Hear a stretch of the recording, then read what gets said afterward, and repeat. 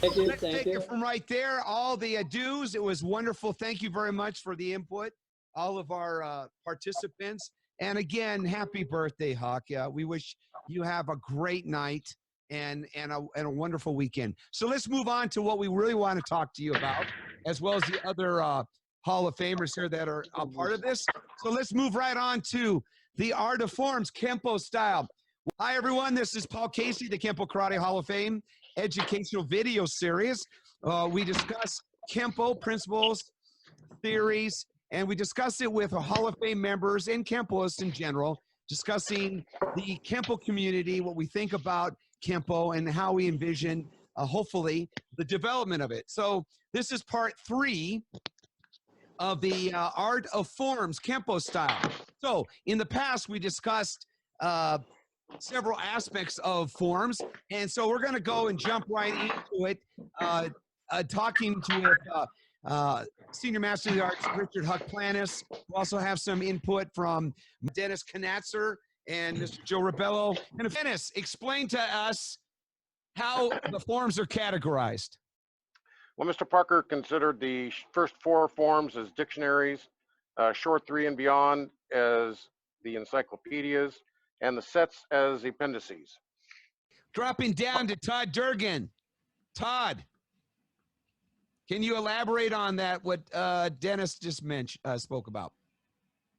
Yeah, it's funny, you know, if you look at the definition of a dictionary versus what an encyclopedia is, which is, I think, important actually, because one talks about the definition of a word, so a basic motion, or, you know, a block, as footwork, whereas when we get to the encyclopedias, we talk about techniques, and so it's got a broader scope of what we're teaching. Whereas sets, for example, have a very finite or very focused or a very pinpoint focus on what it is. For example, a specific basic or groups of basics. Jason Farnsworth. Yes. You train with Mr. Planas. What are your thoughts on how those are categorized? I actually like it. Talking about the first 4 forms being basics, as it is, looking one specific single movement, one at a time, or, you know, like in long 2 compounding or whatever. But I think that our forms are really truly based on that, where they work just specific things at the beginning before you get on to you know, different types of motion found within short 3 and above, and more underlying material or set of basics with the sets. I think it all goes hand in hand fluidly, actually. What did you like from what you just mentioned? You liked short, you should like short 2 or long 2? Is that what you were saying? Like 2 being the final of the dictionary forms, where they go into different compounding movements, where you start seeing true application, which is what's yet to come into the encyclopedia forms. So what should we take away from 2 then? Long 2? Yes, sir. As far as like building blocks or building basics on moving into the others, you know, analyzing the movements from, say, short 2 to long 2 to short 3, where they keep continually adding more information. I just like how the material's laid out. I like how the forms so let's go to short 2. What should we take away from short 2? Good. You're good teaching movement. that. What would you share with the student that's learning? Backup mass and dual principles working together, and then taking them apart, as you see in the first half versus the second half of the form, applying it then in long form 2. Okay. Again, building on each one. What happens with long 2 then? As far as building upon the basics, yeah, that's exactly what I mean. It's just a great foundational piece. I loved actually doing long form 2. It's a great functioning form with a lot of good, solid, structured basics. It's a great form. I love doing that one. Joe Rebelo, help us with understanding the first 4 forms and expanding upon what Jason brought to the discussion.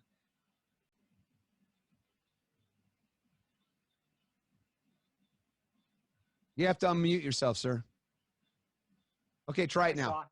Go ahead, sir. Can you hear me now? Yes, we can. Is So, it okay? Joe, tell last us time what we were having take some away problems. from the first 4 forms. Sure. So short form 1 of us is our block, is our basic fundamental blocking form, inward, outward, upward, downward, as Huck so eloquently taught me about the first 4 forms. It's all built on the basic format. Again, learning how to also work in the plus sign, or the Chinese would call it the cross pattern. And again, you don't really see that pattern a lot outside of like style kung fu, and actually, anybody here does taekwondo, Chongwan's Chongji form. It's not something that's very commonplace, but to show you the major compass points. Also, when we get into long one, it teaches us work on the first of 3 parts of block and counter. And it's really interesting. You know, I wanted to ask also anyone here, you know, I see a particular terms that I see a Tracy tradition I don't see in the Park tradition as far as the names go. Like short 1 being shield, long 1 being shield and mace, short 2 the platform. You know, outside of, I never heard within Mr. Parker's system, but I was wondering if the Tracy got it from Mr. Parker. Something up with just an interesting short term. But again, when we go into 2, we learn, again, long 1 teaches us opposite hand and then punch, block, and counter. Joe. With 3 blocks, right? Lead hand, rear hand, lead hand. Okay. Then, of course, section 3 is, of course, additional information. As Huck would say, to continue next form of the form thereafter, but as hand isolations. And really, that's the form we really see with, in long 1, with hand isolations, which become a theme through all of our later forms. Then, of course, short 2 is our borrowed force form, blocking and countering with the same hand. And also an introduction from our Kung Fu circles of the chain punch, simultaneous block with a punch. And then, of course, when we go in long 2, expand upon that. And again, utilizing our base foundation for what become 5 swords, working our basic chain action, lead hand, and then learning snap with our hand and our foot. Marty, help us, take us through the first 4. What are we supposed to be taking away from short 1, long 1, short 2, long 2? Short 1, you're learning how, it's a retreating form. You're learning how to build a foundational structure. You're learning your inward. Just revisit some of these terms, because for some reason, and in the conversations I've had with you and Mr. Planas and a few others, we have a problem with foundation. So help us bring us back. Just because we think we know, sometimes we need to be refreshed. Help us on those terms. On a foundational structure, it's learning how to utilize the hands and the feet as one unit and to get a solid base as you're building. And you're learning how to step away from an opponent, which is going to give you the maximum amount of safety that you could have at that immediate point in time.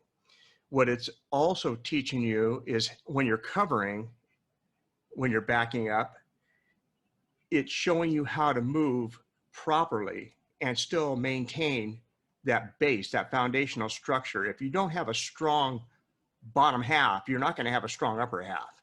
It's going to falter.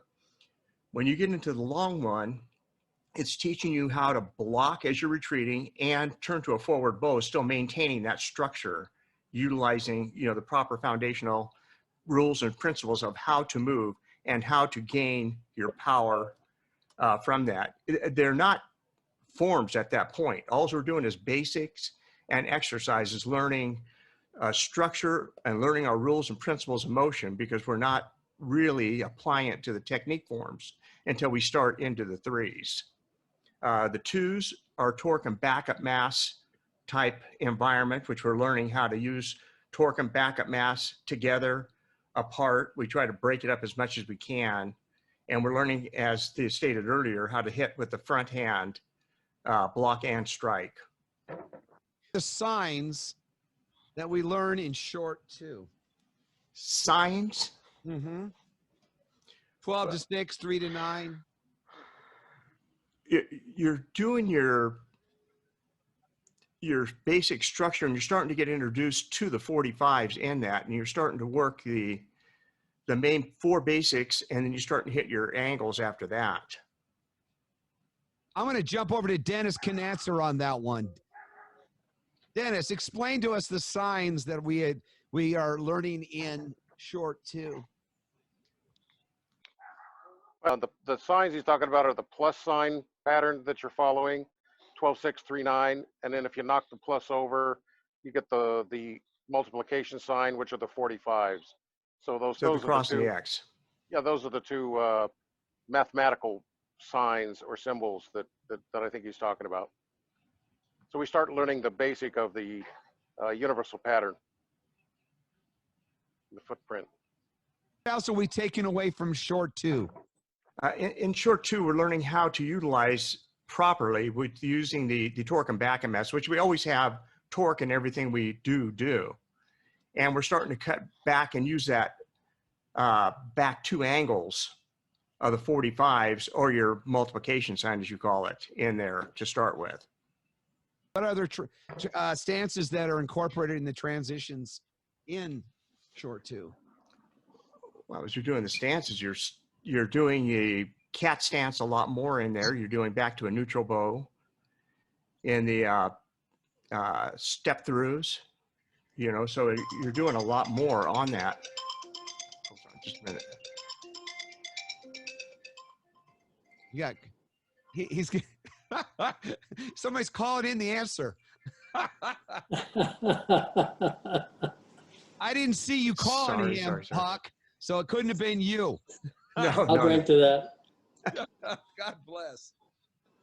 See, I'm letting the birthday boy sit back and enjoy the circus for a while before he comes in. Hold on. I got to get this. I'm going to bring my kid He's back. getting a fly. Richard. Come on. I'm going to put you on mute because you're on a phone call. AC Rainey. Hello, AC. How are you, sir? Are you there? AC. Hello, AC. Hey, AC. I am here. Hey, there he is, Smiley. One of the great conversationalists whenever I'm having him at the Hall of Fame. He's a man of many words.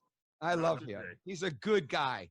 I'm having a little fun at his expense. But anyway, so AC, you're hearing us talk about, you know, short 1, long 1, short 2, a little bit of long 2.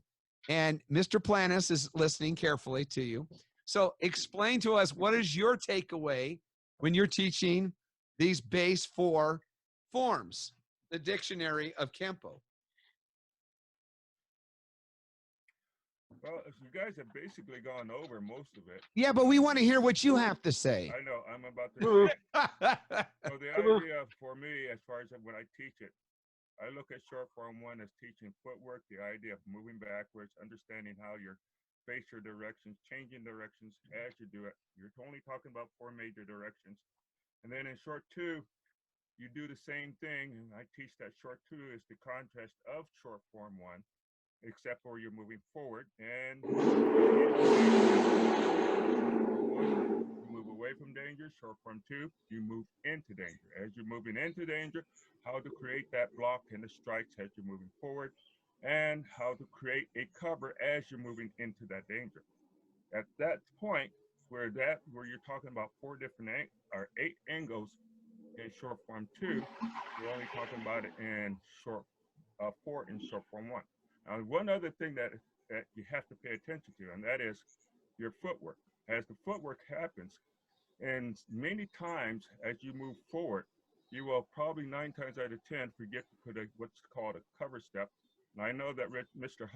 Planas remembers back in the day we used to teach a cover step, but the cover step is nothing more than the cat stance, which is applied all the time, and it's the middle motion as you're going forward. That said, if you look at long form 2 versus long form 1, long form 1 teaches us the idea of not only moving away, but the counter. As you create the counter, how to push into that forward bow, noticeably extending for the counter punch. And then while you're in long form 1, how to execute punches and blocks off the rear hand.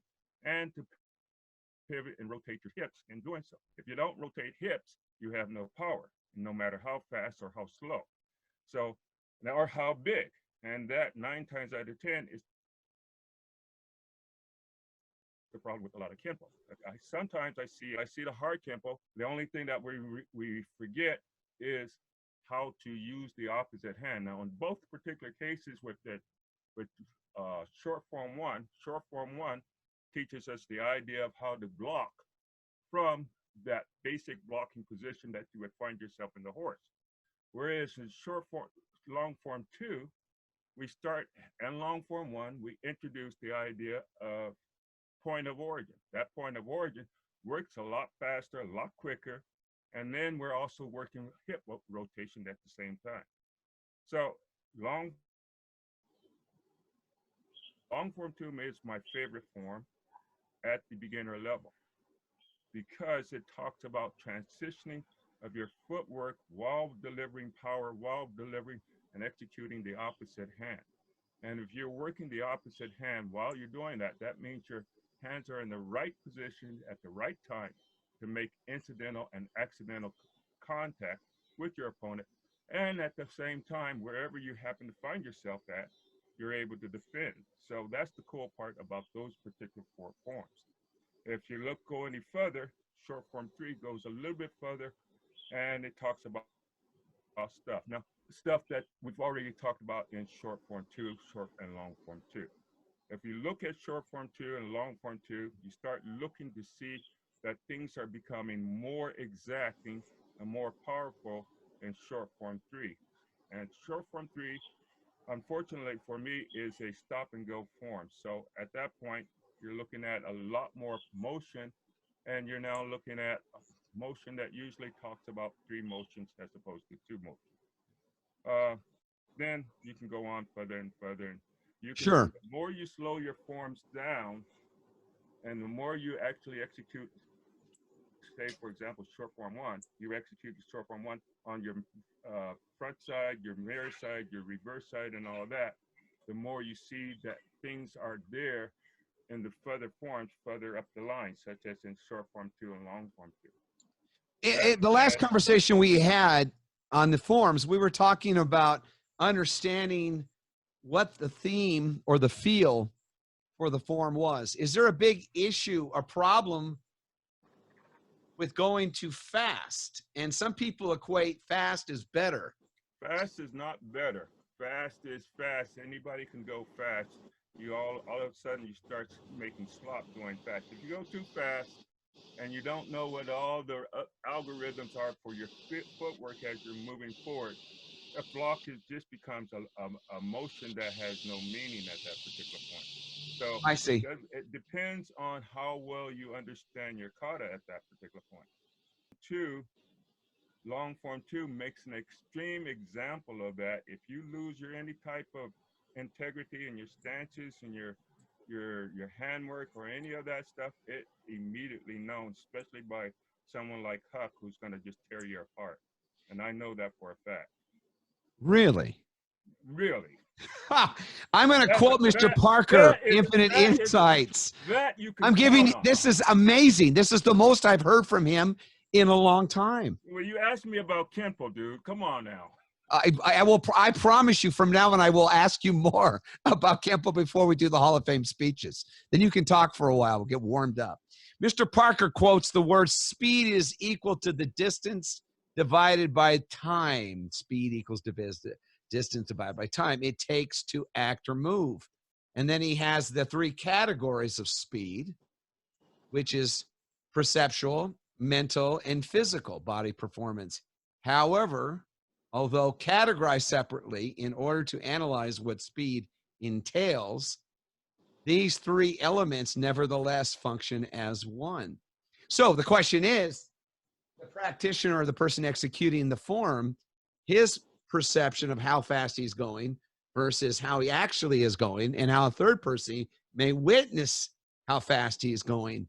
Are we confused as to what we're supposed to do, Mr. Planas? I'm going to you now, sir. You can start cleaning this up. I'm here. What was the question? I was Well, sleeping. the issue is that we, for some reason, I'll back it up a little bit. In the foundation forms, 1 through 1, 2, short and long, those are our dictionaries, that teaches us certain basic principles, as been explained by several of our participants here. The flow, the speed of those forms, what is the determination of the proper speed? Well, I'll relate speed, just like say, I've shot everything you can shoot in competition.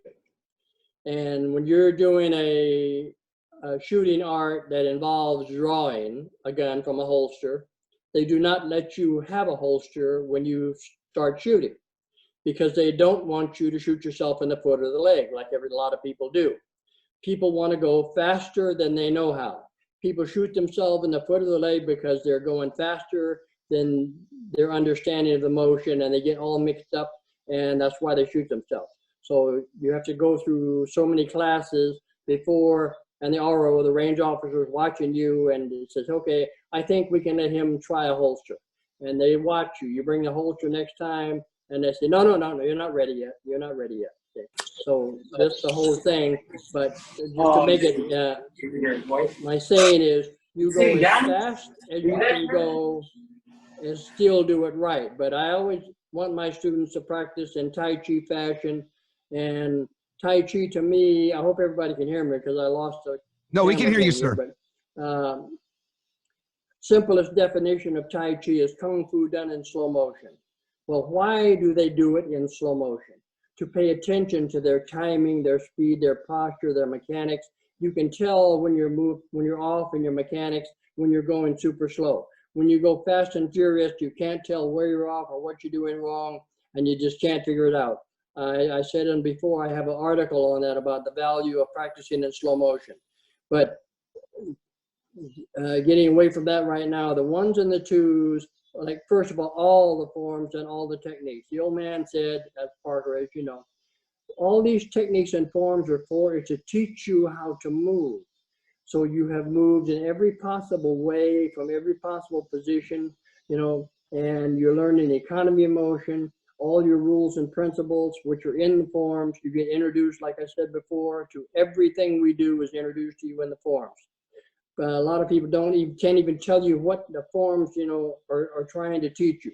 But when you're doing everything, like I said in the last session, was in, out, up, down. Every time you go through the order of in, out, up, down, you have to do something different you've never done before and understand what that is. Okay. And this is what you're doing. Short 1 is the simplest form of walking your neutral, the foundation.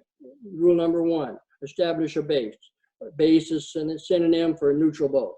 The basic Kenpo fighting stance. If you can't get a basic block and a basic stance, be solid as a rock, we say, you'll never be able to do a technique. You'll be too busy looking for your teeth or whatever. Again, that goes with if you can. That's why we have in the categories of blocking, we block, strike, parry, and evade. And many people talk about Bruce Lee.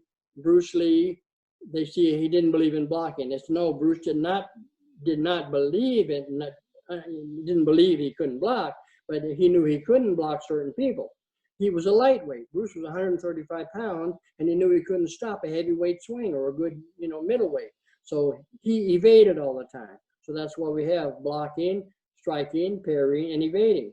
You teach some little girl or some little kid how to block a guy that's much bigger than him, and he's going to be busy looking for his teeth, and he's going to wonder what happened. They say, no, you should teach him, well, here, you can't do this as a block, but you need to parry or evade or whatever to get it done. So all the forms teach you all these different ways to do this. The forms are laid out on the clock principle. What is the clock for? Telling time. How many seconds does it take you to go from 12 o'clock to 3 o'clock? 15. How many to 6 o'clock? 30. How many to 9 o'clock? 45. So this is what the times are. They change your timing, because timing is the biggest basic, I call it. When you move to a short angle, you have to move much faster and more smoothly because we're trying to work as a synchronized unit. A synchronized unit, I mean your hands and feet stop, but it's the same we have. When the hand stops, the foot stops. When the foot stops, the hand stops. Many people don't do that. The hand stops, and an hour later, the foot comes in, or the foot stops, and an hour later, the hands come in. You know, that doesn't bring out the power principle. So that's what you're changing these times for. You know, when you go, you just have to analyze that and look at what you're doing. And the second time is nowhere close to the first time. The angle change is always different in the second change to change your timing, to make sure when the hand stops, the foot stops. Then after in, out, up, down again, like I said in the last section, is where the new material comes, if there is some.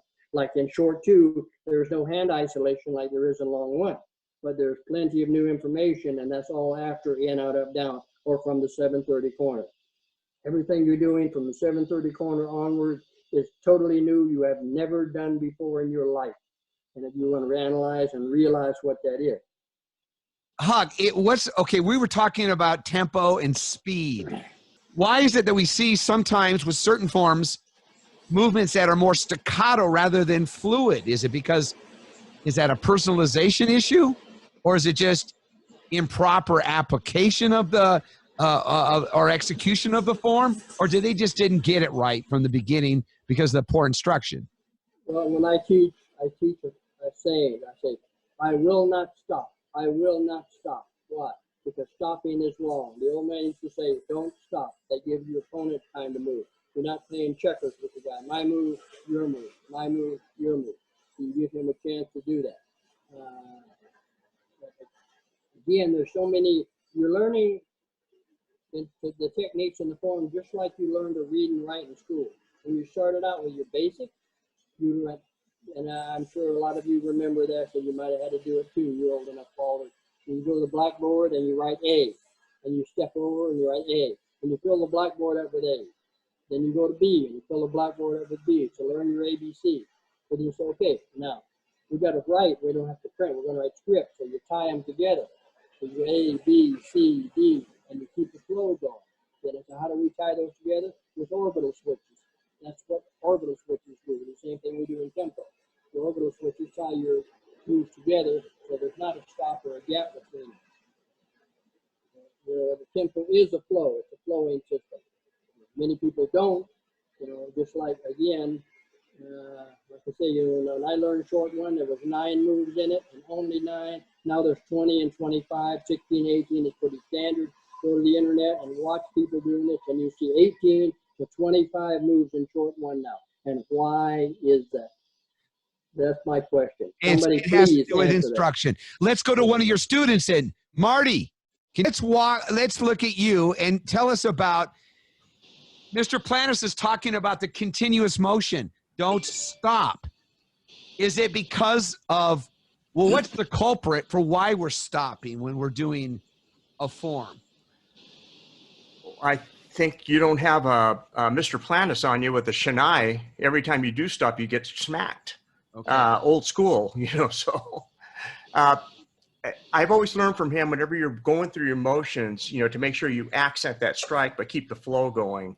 I think that follows in suit the same thing we learn in the Filipino arts or the Salat arts, is continual motion. And I think Mr. Planas stated it best. When you stop, you give your opponent time to react to hit you. If you keep moving and move effectively instead of just fast and touch, but if you're hitting effectively and you're moving effectively, which you learn in the forms, you have a better answer for what's coming at you. So I'm in total agreement with not stopping, is keeping flowing and being effective with the strikes as you do flow. Is the reason that the fluidity is interrupted because we go to showmanship in tournaments? Is that why, or we personalize it too much? Well, I think we don't pressure test it enough, to keep it flowing out there when you are striking and setting up your next motion. I mean, that's just my opinion on that.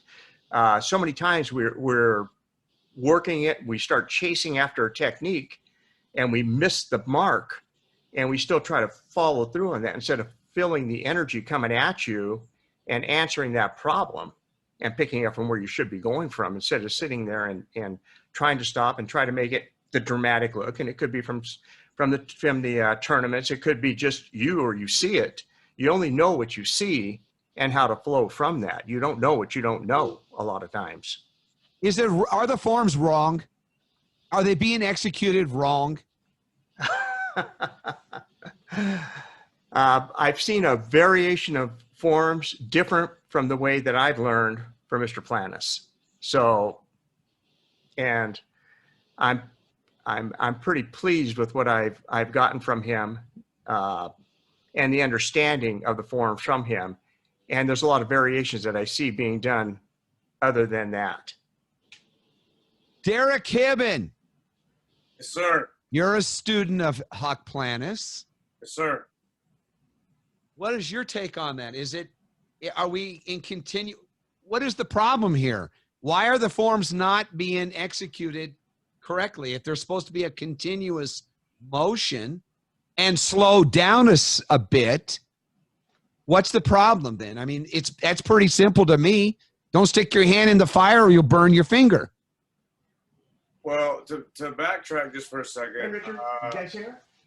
I remember Huck saying a long time ago, and this may have come from Mr. Parker himself, but our forms are the library of the system, and that they were taught to us in the order of danger.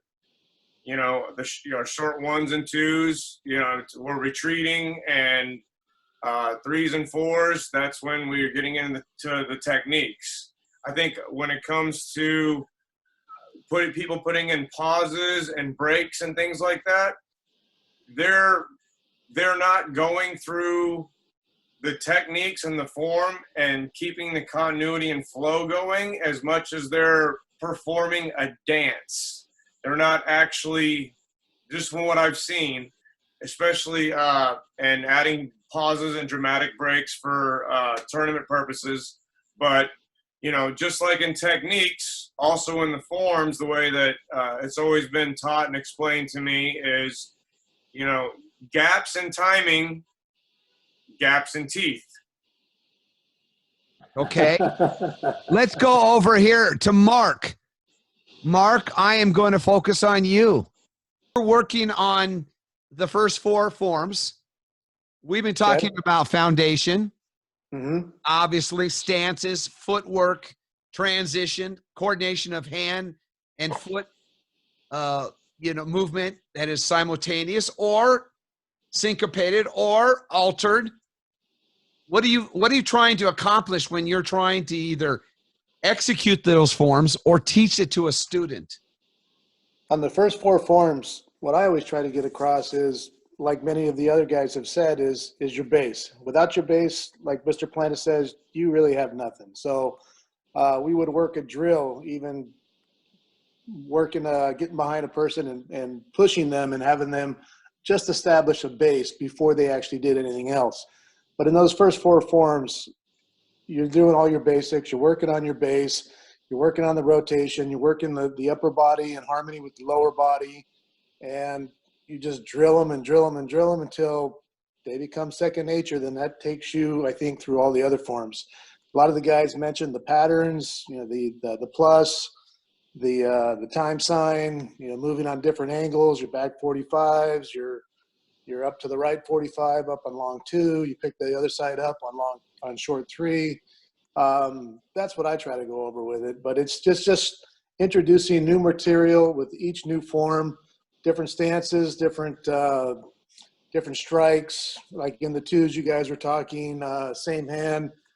You're working same hand, block and strike. You're working opposite hand, block and strike. You're working the opposite hands up and down. A lot of that stuff. Then you pick up the same hand in the opposite direction in long 2. Like I said, there's an awful lot that go on in these forms. I like them all. Short 3 probably being one of my favorite. Also long 2. I think there's just a ton of information in that a student can spend a long time in, but most people want to move on and move too fast, in my opinion. Let's go to Todd Durgan. I got a question for you, Todd. Yes, sir. You know, obviously one of the coordination of trying to have it fluid, but at the same time defining the movements as we see them. And Mr. Planas was referencing that continuous motion. One of the better forms that I've enjoyed was one created way back with that is displayed by Ed Parker and Chuck Sullivan, which you and Mr. Rainey do, and you break it down with the two-man set. Okay, you show it in a very primitive way, mechanical, showing how the movements are done and the responses to it. However, you don't leave it there. You take it to the level of an execution, which actually looks like combat. Actually respond. It is amazing when you show the difference, the contrast between the two. Your thoughts on that? Well, you broke up a little bit in there, but so two-man set, or some people call it black belt set, I know that's what it used to be called, is actually probably my single most favorite thing in the Parker system with regard to forms or sets, because of its depth of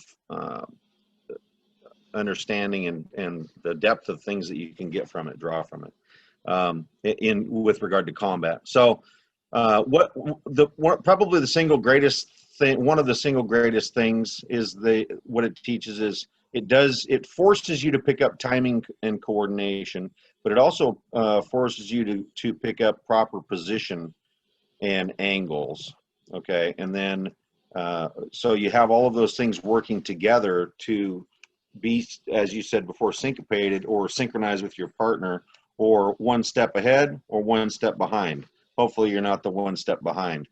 You know, I have to say with the other forms, the first four forms, I think one of the things that some people confuse is, am I doing the traditional Ed Parker taught form for the purpose of doing this form correctly per that requirement, or am I teaching or practicing this form to acquire something greater than what I have now?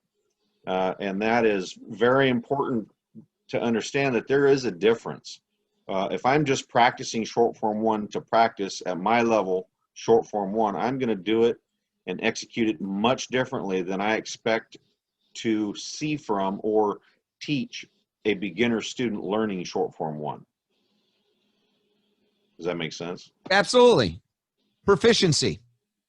Right. So now, you know, the graduation from one to long one, and then from short two to long two is, you know, is a refinement of all of the things that everybody's talked about: timing, position, angle, and an understanding of distance, you know, and how to move, and how to maneuvering, et cetera, et cetera.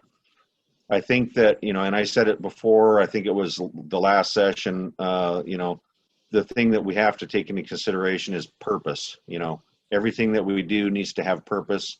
And when we look at what is the purpose for doing it, tournament forms are sometimes the ugliest forms you'll ever see, because people butcher what we consider, or somebody considers, I'm sure Huck would consider, the proper way to do a form.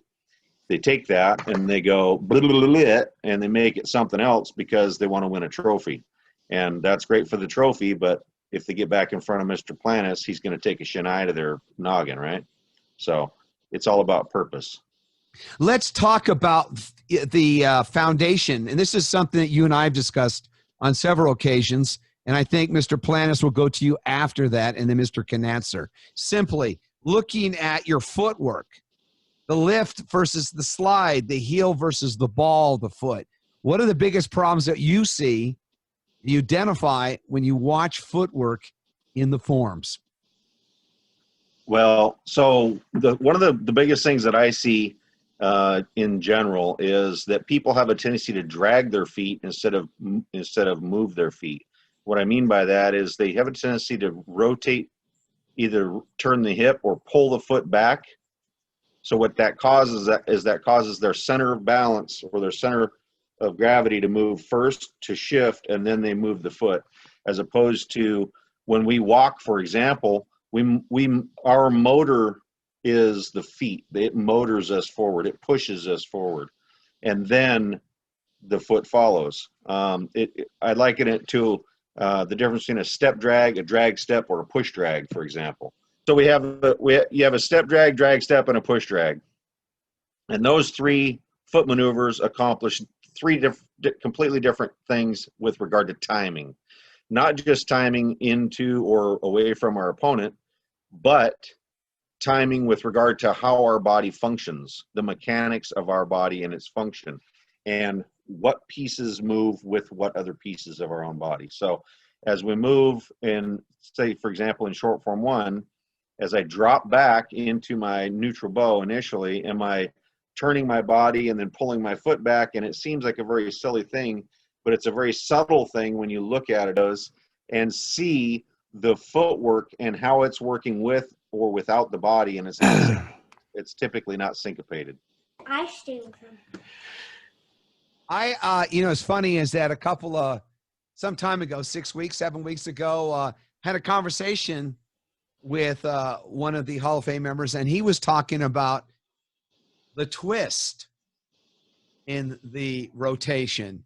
Mr. Planas, your thoughts on that? On which?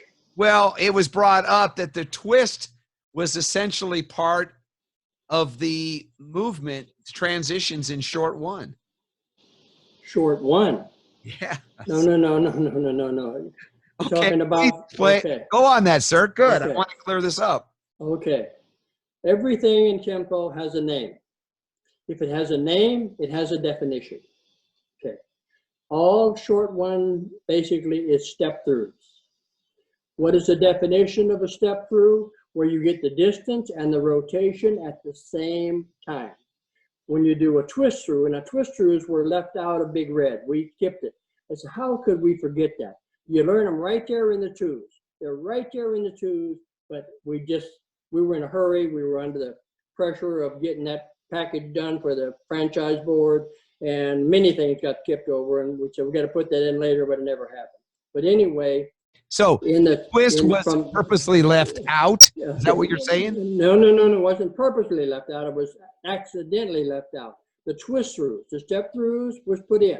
The twist through wasn't. The twist through was where you get the distance and the rotation at different times. So if you leave 10:30 and 2 from the pokey, the inside downward palm up, and this goes to point of origin. That's why the order of the blocks is different. The palm up is first. You get the distance and then the rotation. So it gives you a body mechanic for power with both hands. So you do that, and then you go to the inside downward palm down, and you do the 2 of those. Then let's go to 130. So we do our push down, and then we rotate and get the rotation, and then the distance. And we do that 3 times, get the rotation, and then the distance, instead of the distance and the rotation. And then we leave 130, the opposite, or the same way we left 1030, with the distance and rotation. But the timing is different, and I'm not going to say anything about that. I'm going to leave this for people to think about. But there's a difference. You're doing it the same basic way you left 1030, but there's a difference in the timing. But anyway, these were your twist through. So there is no twist through in short 1 because you divide the timing up, and that's how you get extra counts in the move. When you get the distance and the rotation at the same time, a step through is 1 move. A twist through is 2 moves. Distance and then rotation, or rotation and then distance. Mr. Conatser, are you there? We're going to unmute you. Hello, Mr. Conatser. Hola. Can you tell us a little bit about that, about the twist through versus the use of the footwork that we were talking about, lift and slide, and a few other things that we were discussing? That's totally different. Those are some of the other issues that we brought up. Go ahead. Well, some people, bring their feet off when they're doing a step through. They'll lift their feet up and move back or whatever, and instead of sliding them, and they're changing positions. And what I've been taught is, you always slide, with the exception of things that if you're stepping forward in a twist through, you're actually stepping off and leaving, and then replanting. Like Mr. Planas says, there's a different time and place for the twist through and the step through. I mean, you still twist as you still do a step through. You know, you don't do a twist. You turn your body, but you're not really doing a twist per se. Why do we have people then bringing that definition into that form? Well, you know, the system evolves so fast, and Mr. Parker has been gone now for 29, almost 30 years now, and he didn't have the availability of the technology that we have today. And back then, in the 60s and 70s, and even in the 80s, it had to be passed on face to face. You know, and so instruction has always been an issue with quality of teaching, I believe. So depending on where you were and who you were with is a big deal. Should we always be flat-footed in the forms, Mr. Planas? The first four? What was that? I said we always be flat-footed on the first four forms. In your stance, your neutral bow is flat-footed, yes. Why do we not? Is it? Do we see a problem with that because of fighting? We have a tendency. No. I relate it this way. You're learning, like I said in the beginning, you're learning how to move. Beginners don't move; they can't do anything right. So later on, they do learn to move correctly. Now I relate it this way. I says, when I went to Greece one time, one of the first times, I went to where they had the first Olympics. Okay, and the race, the lanes and stuff are still there. They're lined with rocks, you know, and all this stuff. I looked all over for a starting block. The question is how can I be better? How can I be faster? So somebody say, hey, you know, if I drop down and get on the ball of my back foot and I'm ready to push off, I can beat these guys that are flat-footed. And it started happening. So they said, oh, well, now the guy go now. Well, then if I get something to put back there and push off with, and which is equal to a starting block or a rock or whatever, then I can beat these guys. So this is what you're looking for. Is how can I be faster? So remember the definition. A neutral bow is 50-50, 45-degree angles on your feet, heel and toe alignment, and all this stuff. The definition of a high or a wide kneel is a neutral bow dropped with no angles changed. So all you're doing is dropping down and getting on the ball of your back foot, ready to run that race just like you're going to run a race, because you are running a race. You're racing your opponent. So that's how I can be faster. So it is not wrong to be in a high kneel or a high wide kneel or whatever you want to call it, because you're going to be better and faster, and that's what evolution does. Okay. But you pick up the kneels in the twos when you go into your kneel. Yeah, that's part of that. Let's go across the pond over to Kim. Kim, are you, sir? What are your thoughts? Any questions for Mr. Planas, Mr. Conatser, Mr. Zaninovich? No, I'm just taking everything in and listening, and like you say, in the state, I will take the fifth and the rules that I might incriminate myself. That doesn't work here. Okay, now you've opened. Now we're going to stay with you for about 10 minutes. No fifth, Kim. So are you flat-footed all the time in your first four forms? No, okay. I can't be. Okay, you can't be. All right. No, if we take a short two where we do the upper block and the midnight strike, you have to be on the ball of the foot to be able to regulate the height.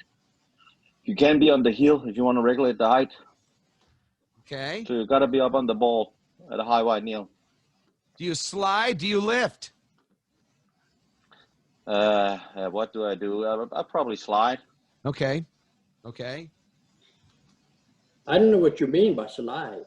Well, on the footwork, you're trying to keep them flat-footed. I'm trying to use these. You don't have to move. You don't have to move your foot to go from a neutral to a wide kneel. You just drop down. Your feet right, don't but move. I'm talking about in transitory movements. In the, you know. Are you talking about this? Go ahead. I'm sorry. Go ahead. Back. I cut you off. Angle change. You're talking about. Yeah, you're talking about from the cat stance with the rear crossover, where you come down and you do the first upward block and the right midnight strike. Are you talking about that transition? Sure. Yeah, I probably slide. I probably had to get up and see what the hell am I doing. You better be sliding. Better Yes, be. sir. Jason, We will see. Yes, sir. to us. Tell us about footwork. Keep your feet on the floor and slide if that's what we're actually talking about. So yeah, keep the feet on the floor, transition from move to move, keeping the feet intact on the ground or the floor. Tell them the rule about picking your feet up. Kicking or running. Rule, Jason, enlighten Yes. us. Okay, you put me on the spot. But don't worry, we'll be with you about 4 minutes. I'm literally drawing a blank at the moment. Mr. Oh, Planas come came on, in now. come on. You don't want to break the heel. You definitely don't want to break the heel when you're moving, especially like in short form one, if that's what we're talking about. Or I think Keep you going, mean Jason. long one. I'm sorry. We're talking. Okay, I was going back to the forms in general about the extra movements or breaking the heel. You don't want to lift the heel up and plant it and then move on to the next movement. We want to move right from point of origin where we're at and from there. So that's that's what I thought you were meaning about lift the heel. Right. Yes. You got it. Okay. Thank you. Let's go down to Greg Hildebrand. Hello, Greg. How are you? What do you mean waving your hands off? That doesn't do any good. That just means we want you to, you're saying hello to everyone. Hello. Good, good. Let's examine. Okay, so you're teaching short two. Walk us through your. I don't, the question is kind of open-ended question. I don't understand the specific nature of your question. Teaching short, what'd you say? Long two, short two? Short two. So, yeah, Help us to understand. Huh? Just help us to understand how you teach it. It depends on who I'm showing it to. Someone who's seen it the first time, I'm gonna give them mechanics, the basics, with 1, 2, 3s. Okay. And if I have someone who's been out for a while, that has good coordination and posture, and doesn't break the principles of the foundation, start working more on the transitional movements to find this fluidity, because that's what two's about. Number two, one of the overlying themes in forms two, short and long, is it introduces fluid transitional movement. Are these the things that you like to, are these the points that you find strongest? Well, I wouldn't say strongest, but there's some of the more obvious, I guess. I would say obvious. At one time, Mr. Planas said there is always something wrong. There's something off or something wrong. I might be misquoting about the techniques or the forms. What are the things that you find difficult in short two? Difficult. Off. Anything like that. And I'll go back to Huck to clean that up. I don't, like I said, I don't think of it that, maybe I don't analyze them in that way and haven't for a long time. I don't take motion or movement or sequence of movements and focus on the wrong. I just focus on what needs to be there and creating that. So kind of like playing the guitar, you're learning chords, you get to chord 4 and you keep having trouble with the finger work and you keep starting over because you identify that as a problem. Now you're building into that a deeper problem and a stopgap. So I just play through. I just teach through. I create the reaction and results we're after, and I don't really think of things in a wrong or right. I think it's just do it and get result. Is that the result we want? No, we want more optimal, then we try something different. So I don't really know how to answer it. I don't pick things that are wrong. Mr. Planas, I'm going to go to you. Is there something wrong with each of the forms? Something simple? Well, what I said, to clarify it, I Please said in the technique forms, 3 of them. Okay. There's always something wrong with the first technique. Not just the first one, but many, but there's something wrong with the first technique in the way of rules and principles of motion. See, and And the old man used to say, everything is based on category completion. If I teach you how to jump on a bridge, I have to teach you how to jump off a bridge. That's his own words. You want to jump on the bridge or jump off the bridge. So he shows you that everything, and that's the thing about Kenpo form. Kenpo forms do not represent a fight. They teach the rules and principles of motion, that everything has a reverse and an opposite, and give you an example. An example, not all the examples, an example to get the ball rolling. And then you say, oh, I see that. I wonder what else is wrong. And if you go through them and analyze them, you'll come up with all kinds of stuff. You say, now, how would I fix it? How would I fix it based on what I know? And that's one thing I tell people when I say, based on what you know and understand at this point in time in your training, what do you like about this and what don't you like about this? And that will change many times as your training goes up and your understanding of the rules and principles of motion. Sure. Huck, you said this, that you gave reference that category completion was a term Mr. Parker came up with. Yes. Okay. But I always equate you with it because you're like the voice of Ed Parker with our history and things that we have learned. Do we have category completion at this point with all the forms that are in the Kenpo system? Yes, that's what it is. If you just have a brain in your head and analyze it, say, okay, what is short one? Base and block. That's it. Retreating. What is long one? Base and block, the same thing, short one, but now I have to add a counter. So I counter with a rear hand and a straight punch, the late use punch in Kenpo. And then I learn through in, out, up, down again. I go to that, and then I get the second half, which is the short one, left-handed. But you have to do, like I said, something different that you've never done before. So you learn, I haven't blocked with my rear hand yet. I've blocked with my front hand. I've countered with my rear hand, but I haven't blocked with my rear hand. Now, when you do that, you leave your base alone. You do not move the stance that you learned through punch and the forward bow because you're not concerned with that, because reach is not your problem. Now you're blocking, reach is the opponent's problem. I say, don't worry, it'll be there. So you better have the alignment. Now I tell people, keep your neutral. I show them this. I say, stay neutral. Do not change one little bit and block with your rear hand. And they can't cover their face. Now turn your upper body to a forward bow position, and you can do that. That is what you're learning in the second half of long one, what we call the trunk rotation or the upper body rotation only.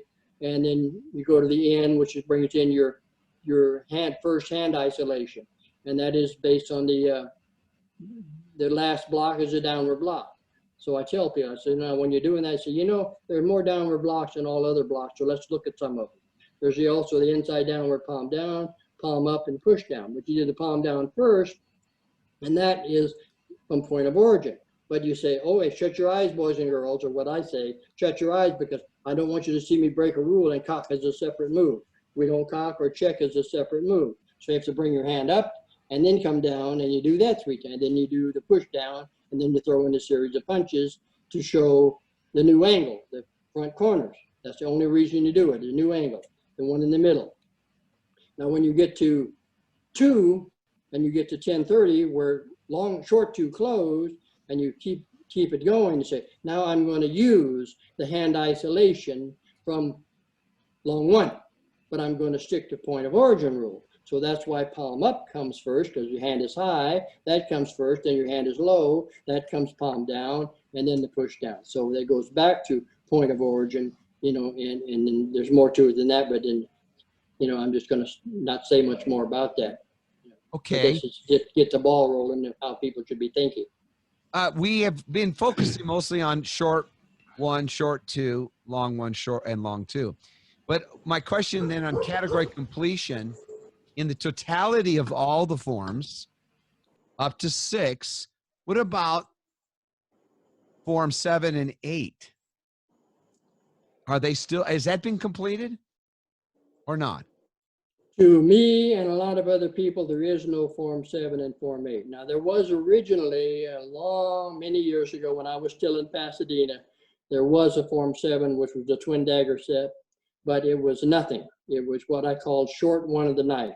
It broke every weapons rule that, you know, if you study a blade system, You know, people ask me all the time, is Kenpo a weapon system?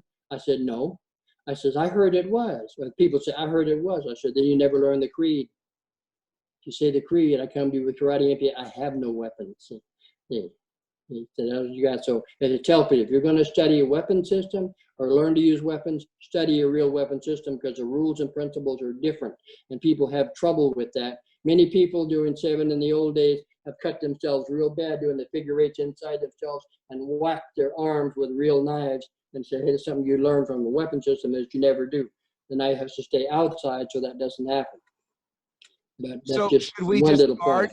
Should we discard those other forms? Well, many people that do them don't like them. Okay. Don't like them, and they don't like even 6 is not the best weapon stuff in the world.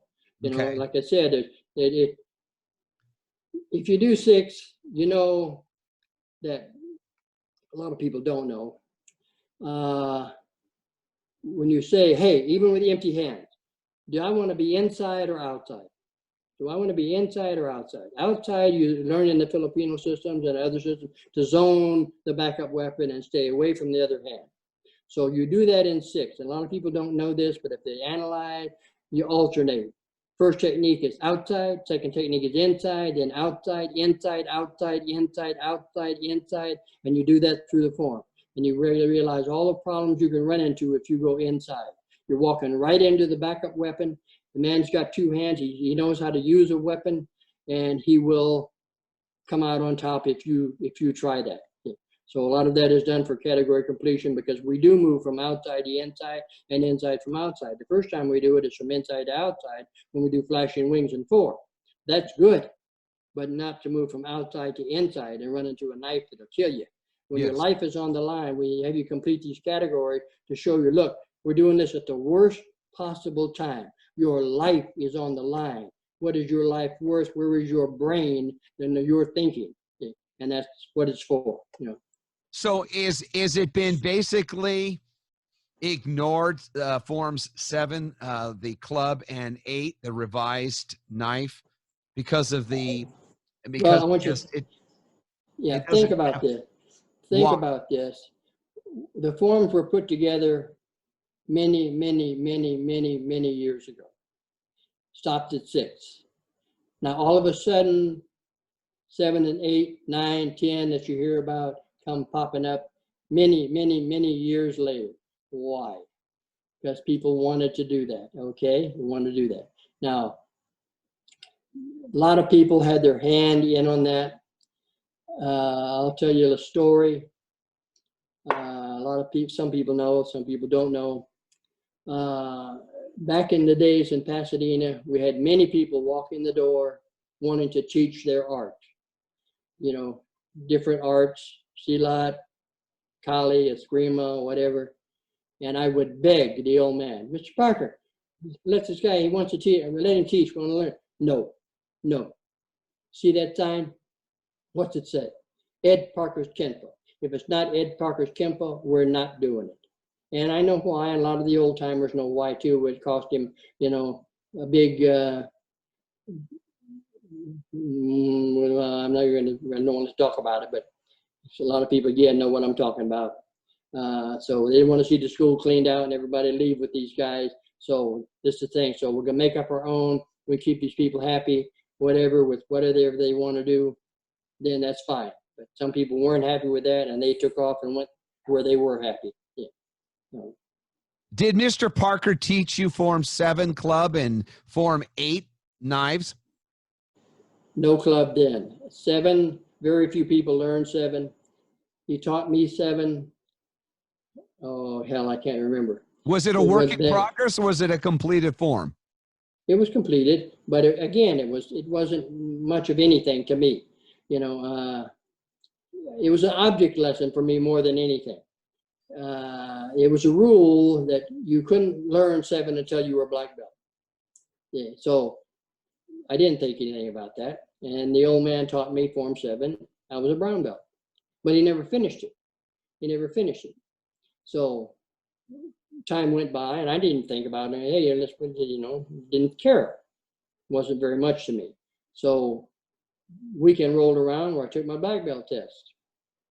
When I pulled in to open the school, Pasadena school on Monday, the old man, Black Caddy, old Black Eldorado was in the back. And I said, what's he doing here? So I walked in the door. I said, hey, what's going on? What are you doing here? He said, come on mat. Get out there. You got to finish 7. He said, so let's do it. So I did it.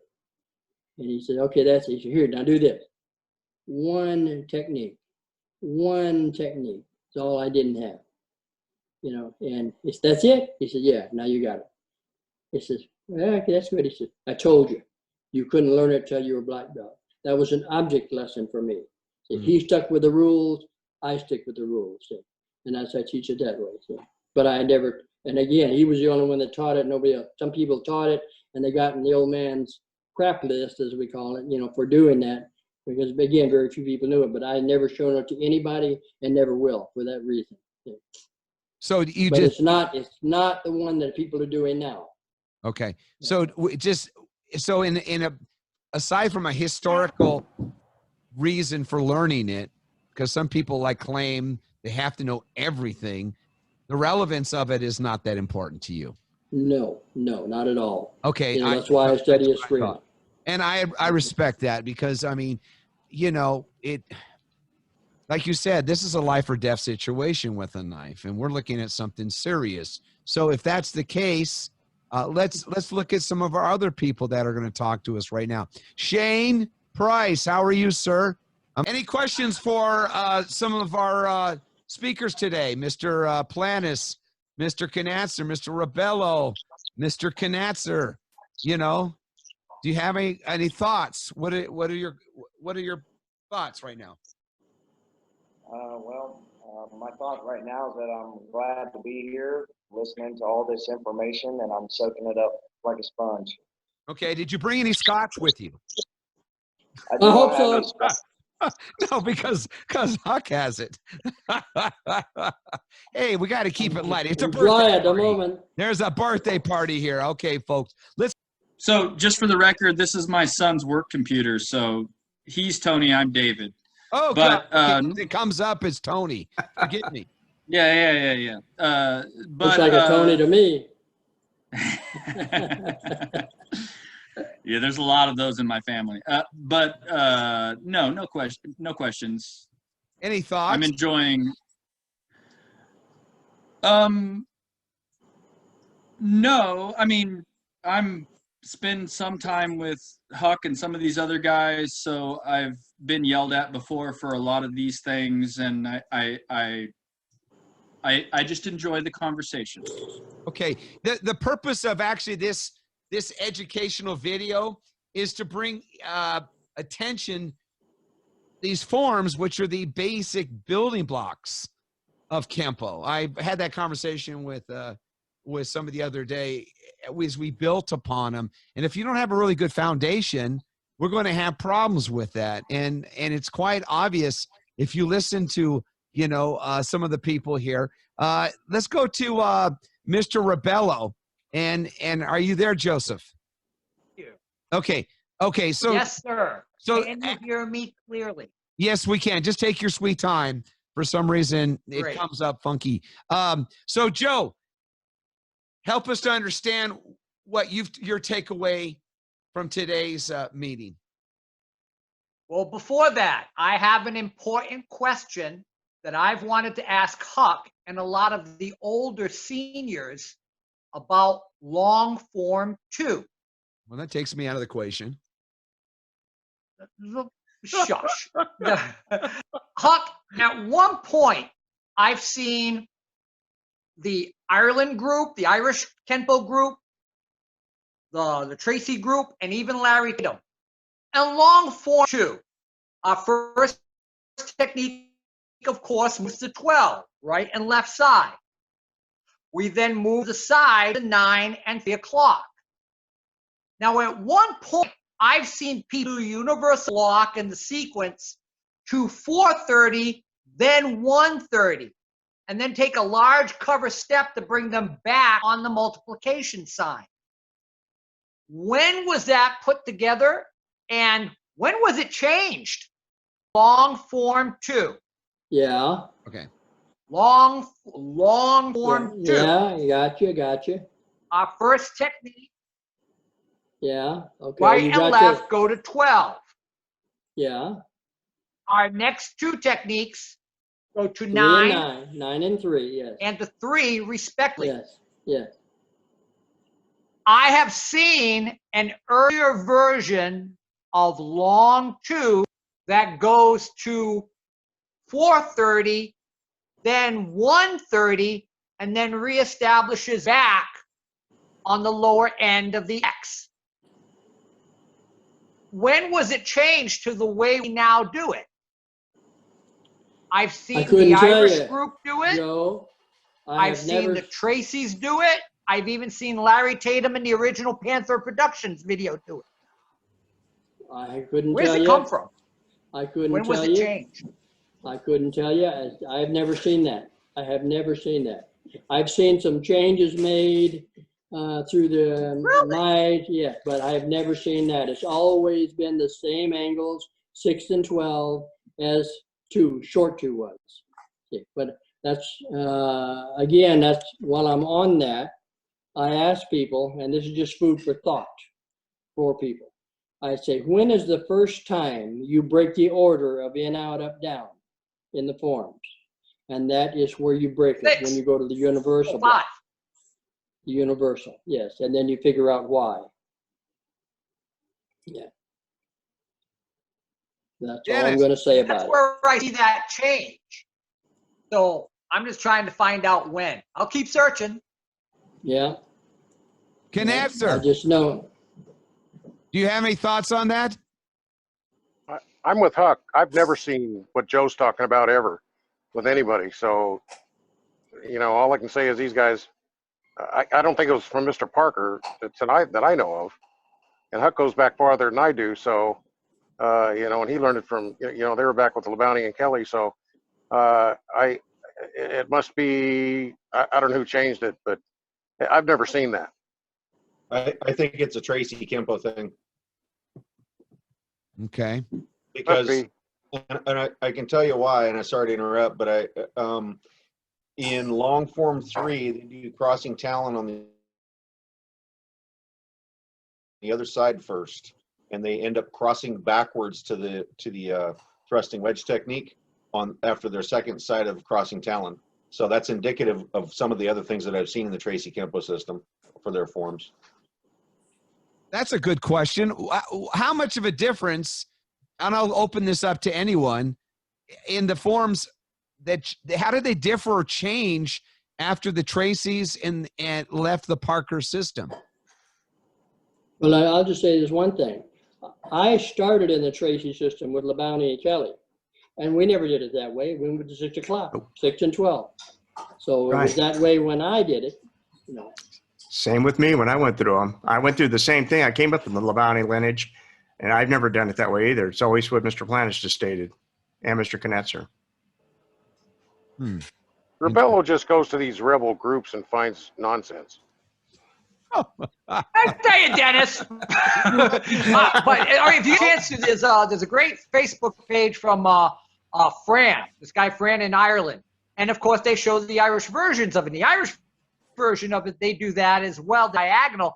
And I'm going, where did this come from? And I could swear, if you look at the original Panther Productions tapes from Larry Tatum, that when he does long 2, he does that angle change. And I'm like, where did this come from? And you know, it just threw me off, and I'm trying to find out where it come from. Appealing to the Irish. I've never seen it before, except in certain sources. He's appealing to the Irish. Well, Joe, let me ask you another question. Did they leave a technique out? Did they leave a technique out? Then it doesn't matter. Nope. It doesn't matter, hill of beans, what angle you do a technique on, as long as you did them all.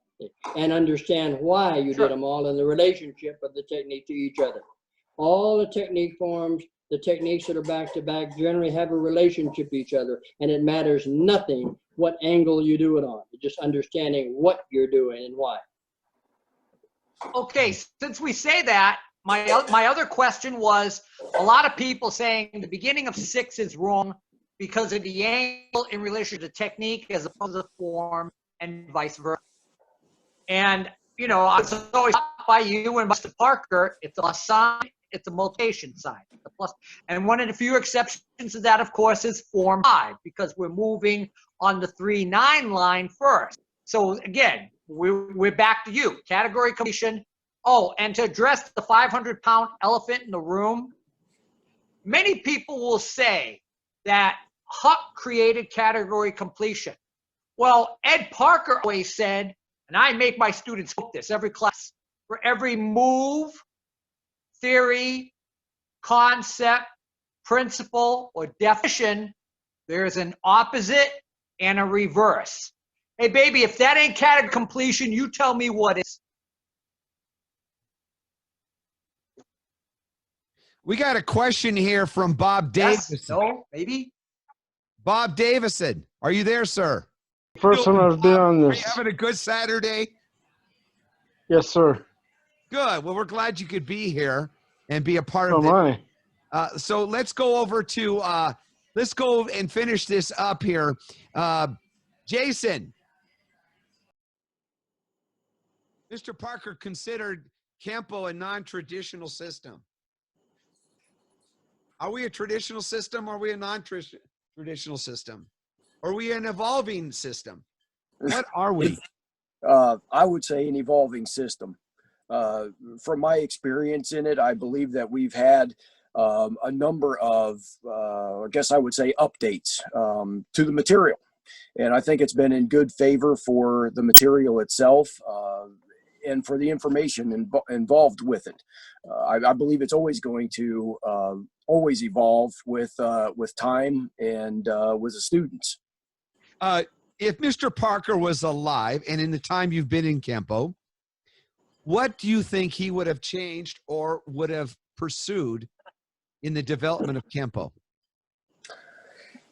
Wow, I guess that would be I don't know if I could honestly answer that. You're a student of Huck, so well, don't pass that off. We're going for you, okay? Here we go. Well, Otherwise, I'm going to sick the dogs on you here, okay? Come on, well, Jason. honestly, in my opinion, I think that we would do more weapons training. If you're asking me specifically, I think that we would involve a lot more weapon style training.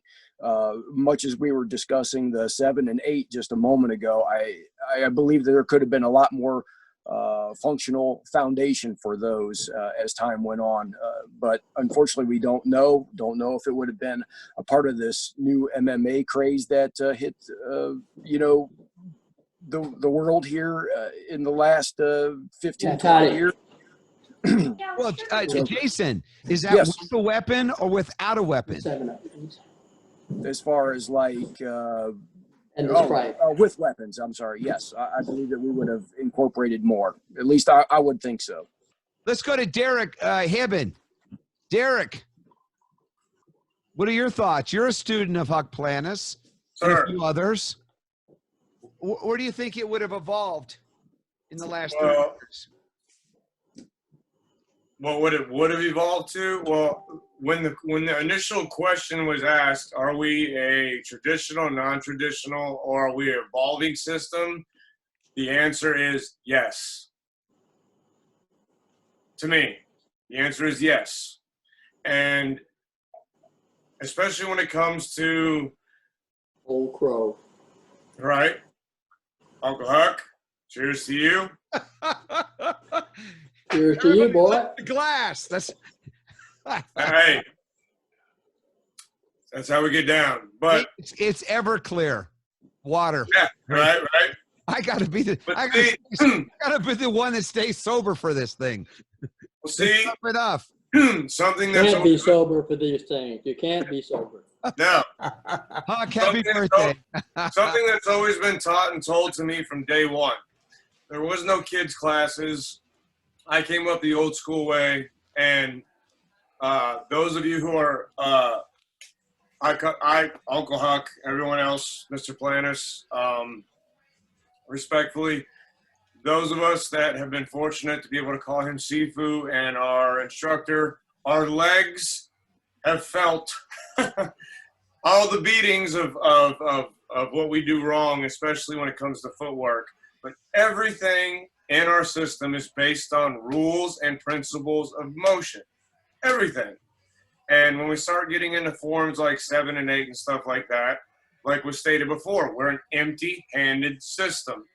Now, for me, with my father, when he did his black belt thesis and did double knife against knife, to me, his black belt thesis and what he presented to Ed Parker and to and Huck, you may have more insight to this than I've ever even heard. But he basically took the rules and principles that we have that would, for someone such as Marty or yourself, Uncle Huck, or anyone that's studied a weapons system, breaks rules and principles that would absolutely just, it would kill us. However, I think Dad having a very, very extensive background with knives, I believe from what he taught me and what I've seen is way better than what I've seen people try to do as far as counting it as a form. To me, 7 and 8, the way that it was best described to me was not so much advanced work, but busy work to make you think and to show you what not to do more so than what to do. Let's go down we're going to go down the line. And when I finally get through everybody, I'm going to end it with Mr. Planas. So let's go on down here and go to Kim. I want you to jump in on this real quick. Traditional, non-traditional, or evolving system, and where should we be?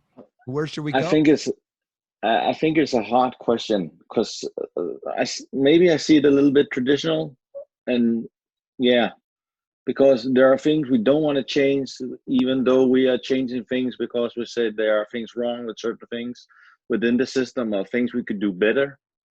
But we're still trying to stick to the program. You know, this is the way this is the way the technique has been taught, and you wanna change it because it breaks this and this and this rules, but you don't want to change it straight away, if it makes sense, if you know what I mean.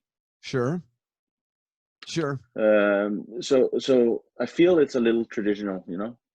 Do you think stick to the program? Here's a question for you. In the evolution of Kenpo, open hand, no weapons, should we waste our time spending time learning a form with a club / stick or a knife in our hand that may violate principles that could injure us or cause us to have bad motion? Or should we learn to defend against those kind of weapons? Go ahead there, Conatser. Tell me what you think.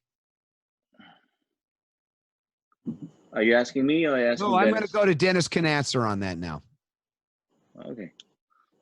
Well, you know, to me, it's, you know, the better you know how to use a weapon, the better you know how to defend against it, because you're aware of you know, a lot of the ins and outs. But obviously, it has to do with your training.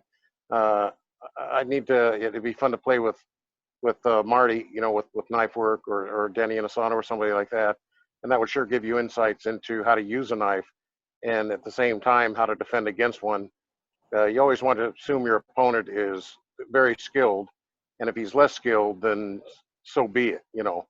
So I think it's good to train that, you know, with somebody qualified. To find somebody qualified is few and far between. That's a problem that we have. It's going funny back, that you and I talked about this, and Joe Rebelo brought this up at the last conversation, the use of classic, vintage, or traditional weapons. But Parker was never a traditionalist. So he was looking at different things to use that are in the more modern context of our life. Instead of a 3-sectional staff, Dennis, what would he use? well, you know, I think Joe was using that as an example of what you could use the forms for, and if you wanted to use a 3-sectional staff because you liked it or it just was fun. I know I've done the same thing with tong axes that I had special set made for me. And, so I did short one with tong axes and so on and so forth. But Mr. Parker, of course, never got to publish the book Kenpo in the Streets. And with that, he would use ashtrays like for shurikens or plates or pencils or pens or anything that you would grab. I had this conversation with someone, and we were talking about, I had a plethora of Chinese weapons. I always love weapons, and practicing a kwando is useless today on the street per se, only because I'm not going to carry a kwando with me, or I'm going to have one with me generally. But by practicing with that, there are moves such as a shovel, a rake, a pitchfork, and things like that that you could correspond over, or you could cross over and be able to use them. So the long range weapons, there are things in, a pool cue, like a staff and so on and so forth. So, there's value to me in training those things, if used properly.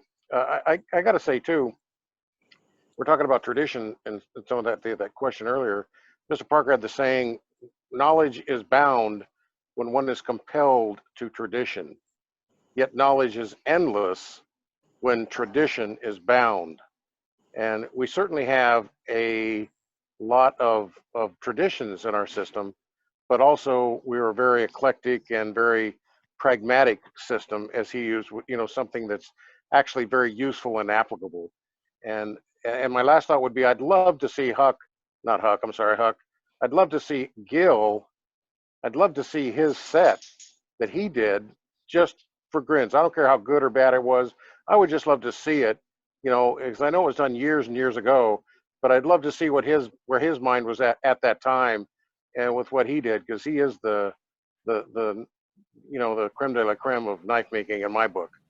We're talking about, sometimes we take literally the words that are spoken and don't read into each word and their definition. If you go to the Infinite Insights and you look at his 8 preparatory considerations, and you look at environmental awareness, and then you look at natural defenses, Mr. Planas, can we incorporate some of natural defenses, sticks around the house, brooms, things like that, and maybe incorporate that in our training of the forms? In the forms? Yes, in the forms. Can they be adapted, even in a very primitive way? I mean, we incorporate to be able to use it so it's not foreign to us. I wouldn't say in the forms, but remember what I said in the beginning. All these techniques and forms are doing is teaching you how to move. They don't have to be done that way. Who cares if this is done at 6 o'clock or this is done at 9 o'clock? That doesn't make a hill of beans as long as you do them all. See? So, the Filipinos and a lot of teach you how to use your socks as a weapon or a defensive thing against a knife. You take a sock and show you how to do traps, locks, and disarms with it. The old man used to take his shoes off and put them on his hands and do knife techniques, a defense against a knife with his shoes. This is just where'd that come from? Where'd that come from? Somebody sitting around had to be thinking it up. But everything does that. Evolve. What can I do? What can I do? I don't have anything. This guy's got a weapon. I don't. I'd say this, but first thing, I says, 6 is last. The defense against a gun, knife, and club. 6 is last because now like I said before, your life is on the line. You have to be damn good to take on a gun, knife, and club without getting killed. Okay. So you have to be just super. But even all the Filipino systems that I've trained in and everything, the instructors tell you, run. Run if you can.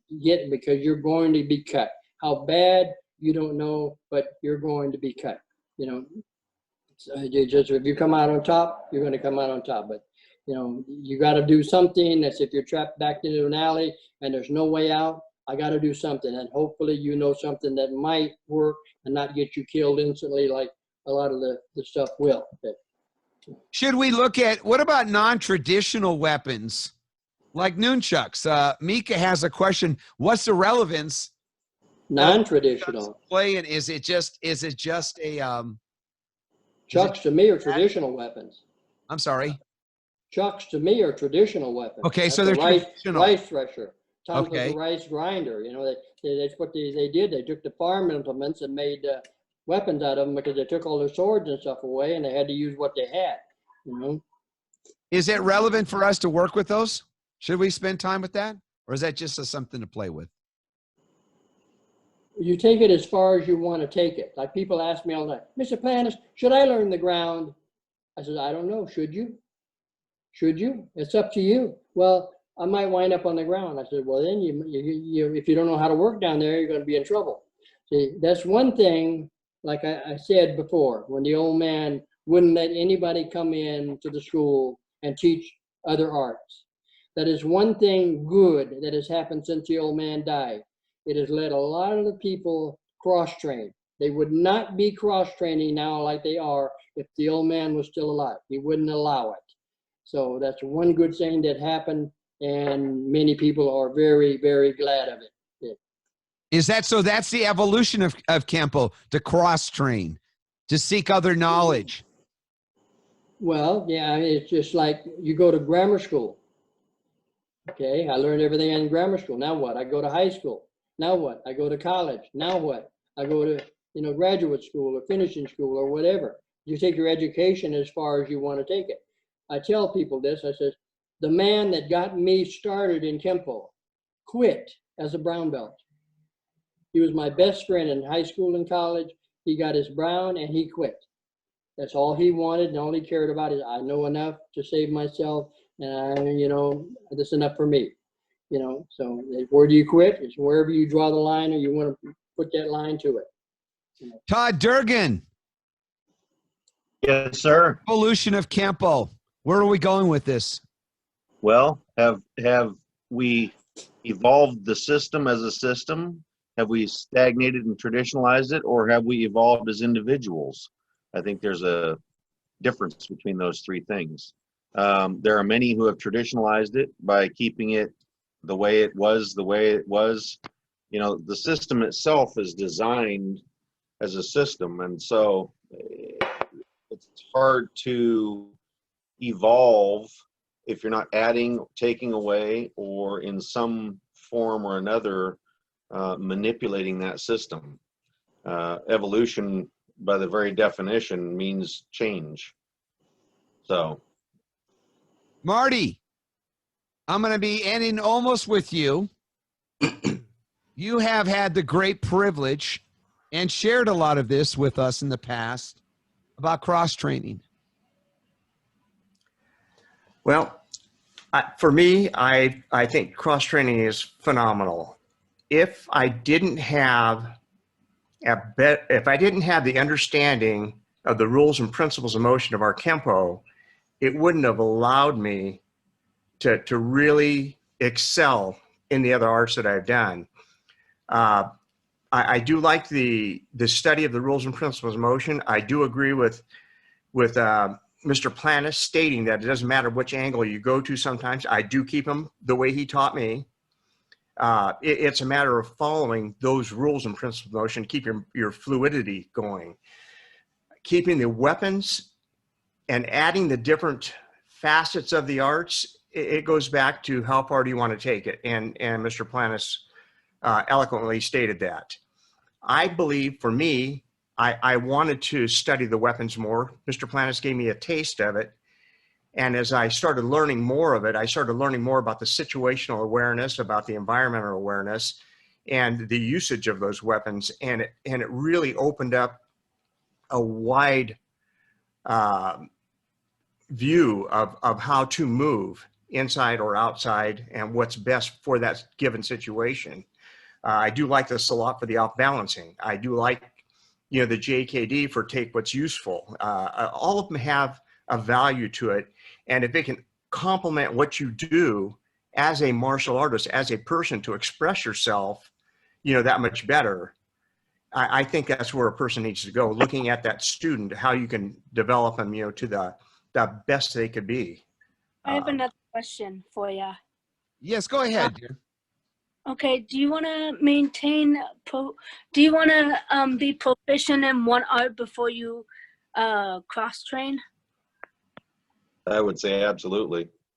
You need to have a sound foundation and base of principles and concepts and motion and movement, and before you ever step into the arena of learning something else and cross training. Otherwise, what happens is you go from cross training to crossing wires. Well, you know, I can take issue with you on that, Todd. Simply honor the fact that that when we go to school, we don't only learn how to do our, you know, arithmetic. We also learn to write, and we do science. So we study several different classes of courses, but at basic, you know, levels until we grow up. And then eventually when we get into a university, we may focus more on a specific course of study. You know, you think about it. I'm going to quote two people here. First of all, I'm going to quote, because I've used him in the past, Miyamoto Musashi.